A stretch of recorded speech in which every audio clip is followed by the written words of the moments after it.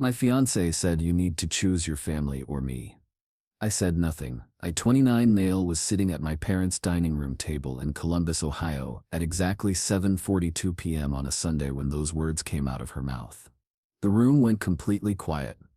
My mom had just set down a bowl of mashed potatoes. My dad was sipping his coffee, even though it was too late for caffeine. And my fiancée Jessica, 28, was staring at me like she was daring me to blink. I didn't answer. I just froze. I can still hear the clock ticking on the wall. I had been dating Jessica for 3 years. We'd been engaged for 7 months, thought we were solid. Sure, she never fully clicked with my family, but I figured it was just different personalities. Never in my life did I expect her to demand that I pick between them and her. The crazy part is this wasn't even a huge argument night. We had come over for Sunday dinner like usual. Mom made pot roast, my dad poured wine. Everything was normal. Jessica was on her phone. Most of the night, when my sister Rachel asked her to pass the bread, Jessica rolled her eyes. Rachel is 25, sarcastic, but not mean. Jessica muttered something under her breath. Then Rachel said, "What's your problem?" That's when Jessica turned to me and said, "You need to choose your family or me." It felt like the floor dropped out. "Are you kidding me?" Rachel asked instantly. "Don't drag him into this," Jessica snapped. My mom said, "Okay, everyone calm down." But Jessica's eyes didn't leave mine. In my head I was screaming, "Just happened. Is this real?" Out loud, I said nothing. I just sat there gripping my fork so hard.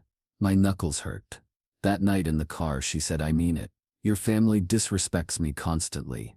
If you don't cut them off, I can't marry you," I said. "Jess, they don't disrespect you.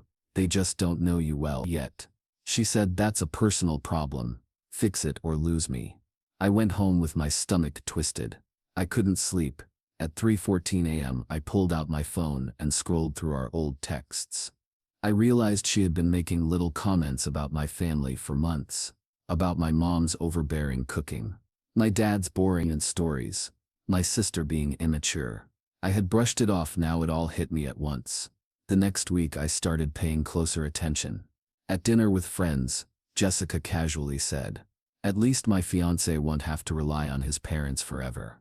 Everyone laughed awkwardly. My best friend Chris texted me later, "Dude, what's up with Jess?" That was cold. I didn't know what to say. By Thursday I decided to test something. I invited Jessica over but didn't tell her my family was stopping by. At 6:07 p.m. my parents knocked. The second Jessica saw them, she stiffened. My dad said, "Hey Jess, how's work?" She said, "Fine." Looked at me like I had betrayed her. When they left she exploded. "Why would you ambush me like that?" I said, "They're my parents. They wanted to see us." She said, "You don't get it. I'm not going to live my life controlled by your family." That night I started taking notes. I wrote down every comment, every time she brought it up, every threat of me or them. At first I didn't know why I was doing it. Maybe to make sense of it. 2 weeks later, the situation escalated. Jessica showed up at my office unannounced at 11:22 a.m. She slammed a Starbucks on my desk and said, "So have you decided?" I looked at her stunned. "Decided what?" She said, "Them or me." I said, "Jess, I can't just abandon my family." She said, "Then don't expect me to stick around." My coworker Melissa heard everything. Later she pulled me aside and said, "That's not normal. Are you okay?" I told her I was fine. I wasn't. The breaking point came 3 days before Thanksgiving. Jessica called me at 9:03 p.m. She said, "I told my mom we're not going to your parents' house. Well, be with my family." I said, "Jess, we already promised my mom we'd be there." She said, "I don't care. If you go, don't bother coming back." I swear my chest physically hurt. I drove straight to my parents' house. My dad was in the garage fixing his bike. I told him everything. Every word, every threat. He listened, then said, "Son, this isn't love. This is control." That night I slept in my old room. I ignored Jessica's 14 missed calls. The next morning I found something on my phone. She had sent a long text. "I'm not the villain. Your family has poisoned you. If you can't see that, then we have no future. I'll give you until Friday to choose." I showed the message to Rachel. She said, "She's manipulating you. Please don't cave on Thanksgiving Day.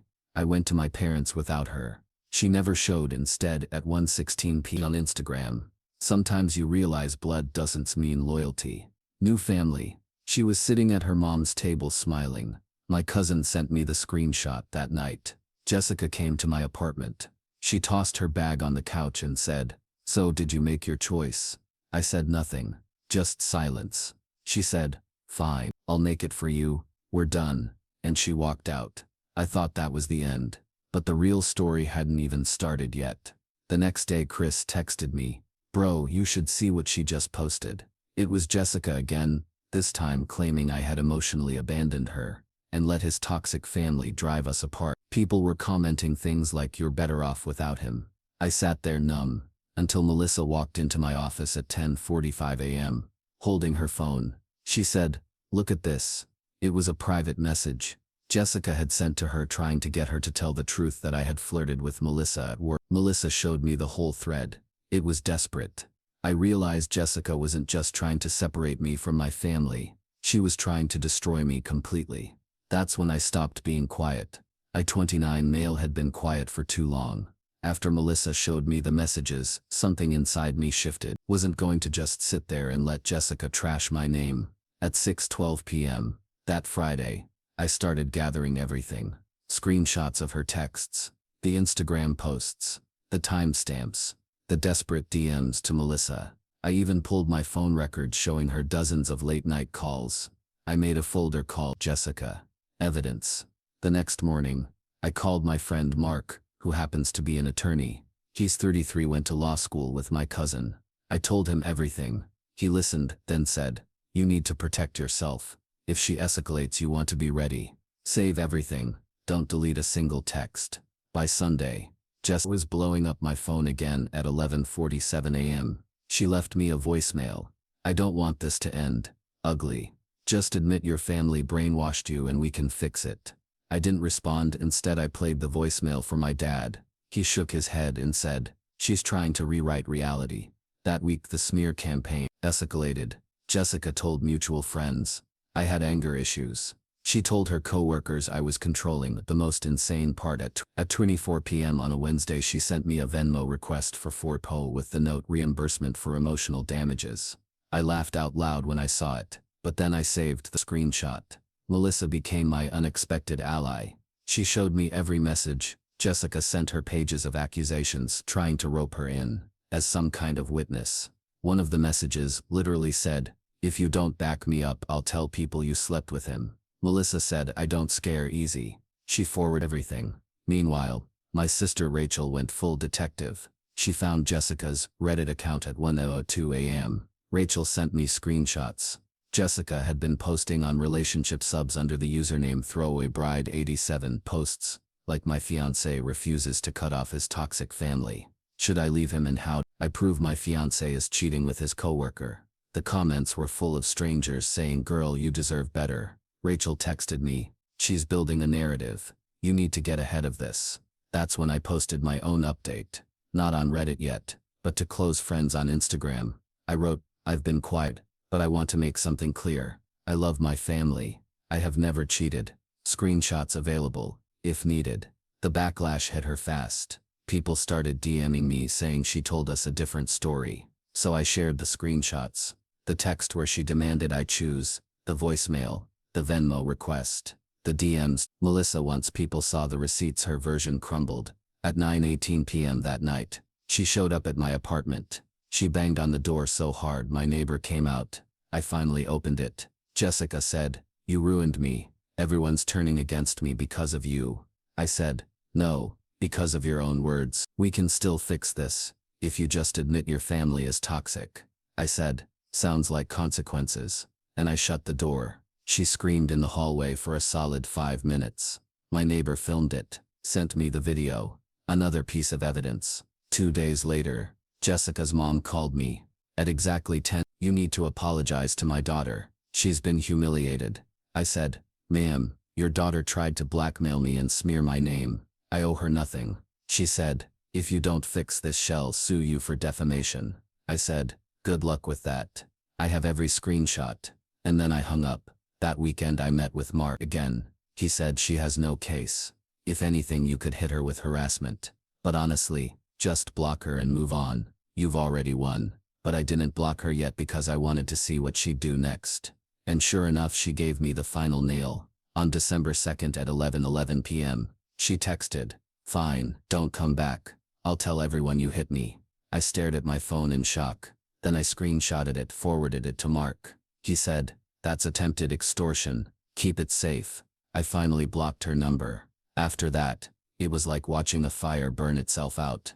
Her posts stopped getting sympathy. Unfollowed her at a Christmas party. One of her own friends told me, "Yeah, she tried to get us on her side, but it was too much. Nobody believes her anymore." Meanwhile, my life got quieter. My family hugged me tighter. My sister said, "I'm proud of you for not folding." Melissa said, "You handled this better." Anyone I know, even my boss who had seen some of the drama spill into work, pulled me aside and said, "Glad you cut ties.